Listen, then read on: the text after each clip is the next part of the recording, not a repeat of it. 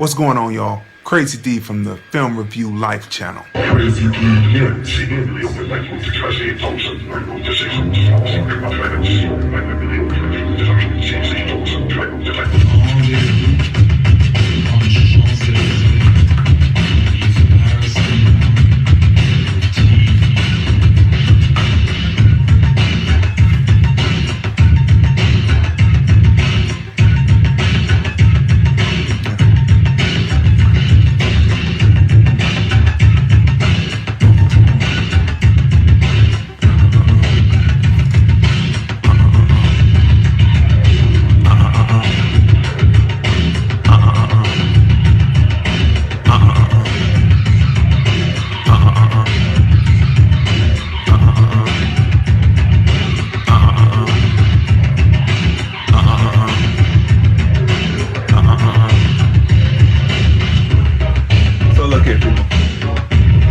That's Crazy D, the realm, available on Mixcloud right now for you to listen to. That's standard Crazy D mega mixing, remixing of classic jams.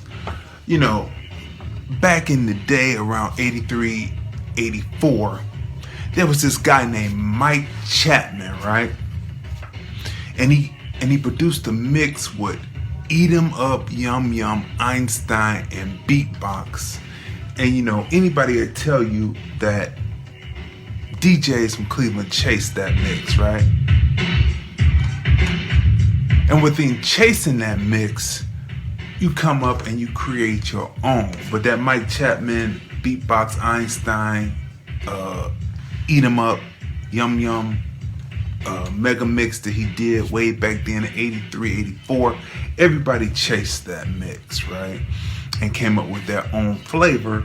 And then if you're great, such as Crazy D is on the ones and twos, or was, because now I'm a filmmaker.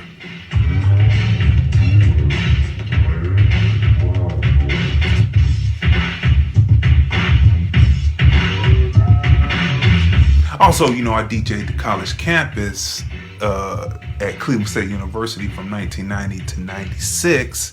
The alpha named Eric Johnson brought me on. Salute to him. He heard me DJing in the dormitory during the summer and said, I'm going to get you the Iceberg. He got me the Alpha Iceberger back in 1990. So, you know, a lot of my mixes has that step feel, right? Because as they stepping, they saying 1906, ski weed, and all the other chants that the different fraternities and sororities would do. You know, that's what, you know, how we mix. You know what I mean? We mix on that rhythm, right? That is a step mix, right? So again, you can hear that on Mixcloud. You go right there, you type in Crazy D remixes, and it'll come right up, or all the mixes will come up, and you'll be able to hear that, right? So listen, people.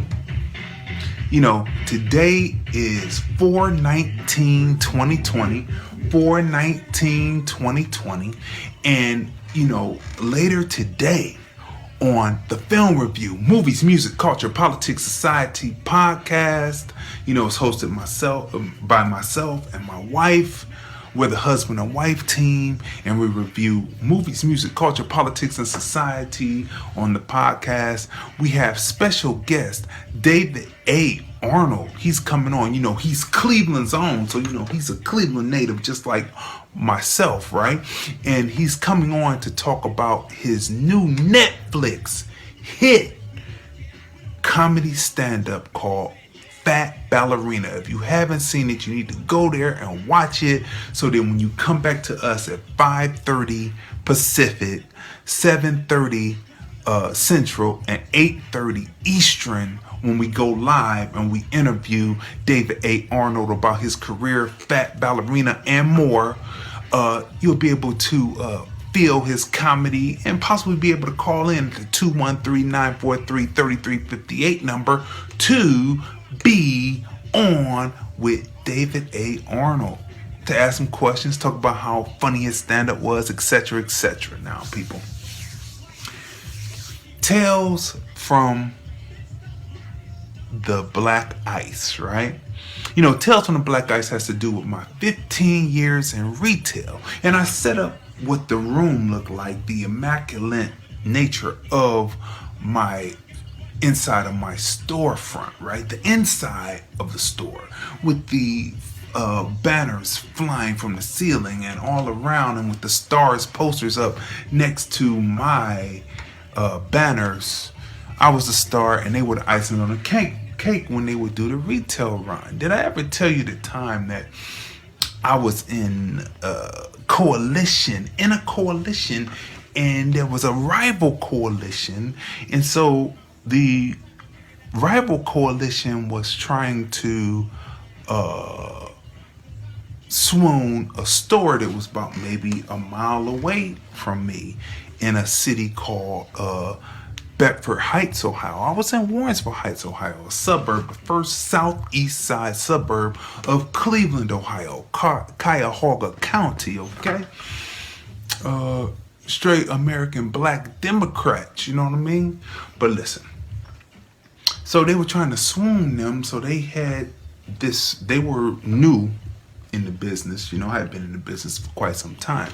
So they were trying to swoon. Now this particular rival organization came from Akron, Ohio, about 45 minutes to an hour away, depending on how fast you drove. It could be maybe 30 minutes, but on the freeway. But anyway, they were all the way in Akron, Ohio, and they were trying to swoon this retailer. It was in Bedford Heights, Ohio. They just opened, so they, all of the retail runs were supposed to go through all the established retailers. But this is not how this is going on. Now, let's set this up.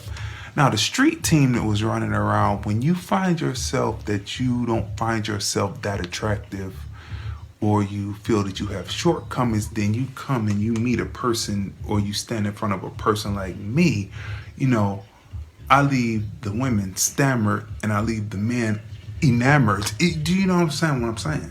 You see what I'm saying?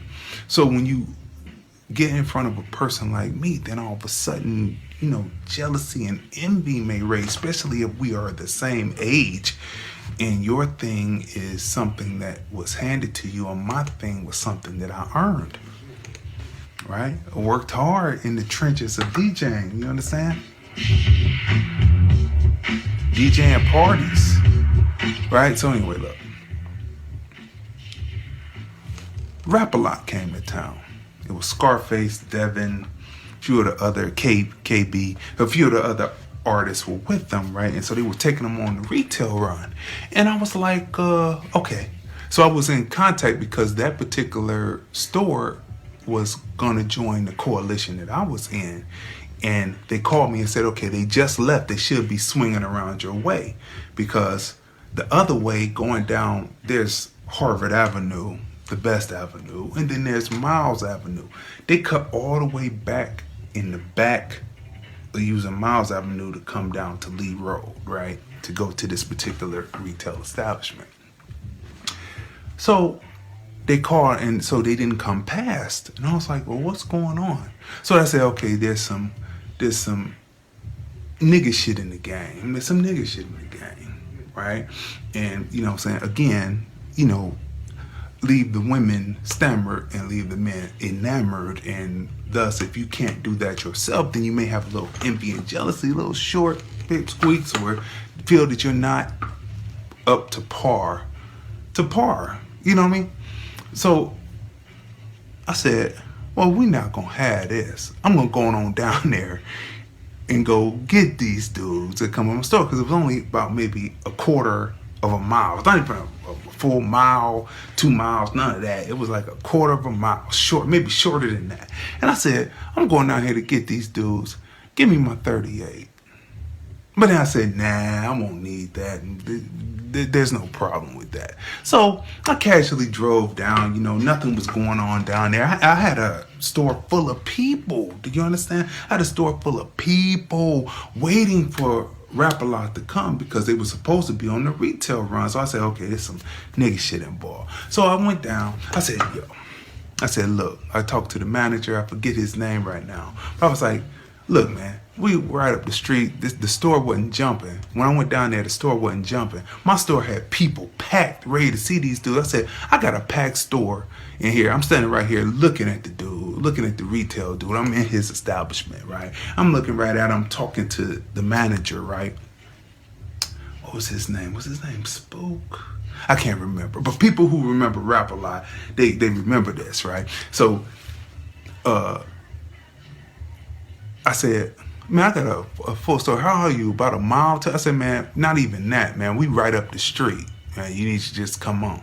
So he went, he raised his hand, snapped his finger, Scarface, Devin, all the other KB, all the other dudes, they jumped to attention. They jumped in the car. They followed me out of that plaza, and we headed up the street. As we get into welcome to Warrensville Heights, Ohio on Harvard Avenue, I humped my horn, let the people know that they coming in. We came in, we had a good time, went back there, went back to the studio in the back. They dropped drops. I still got those drops, took pictures, still got those pictures up somewhere. I may repost them again to let you know. But that's the type of things that happen, you know, in the business when you cause women to be stammered and cause men to be enamored. Tales from the Blkice.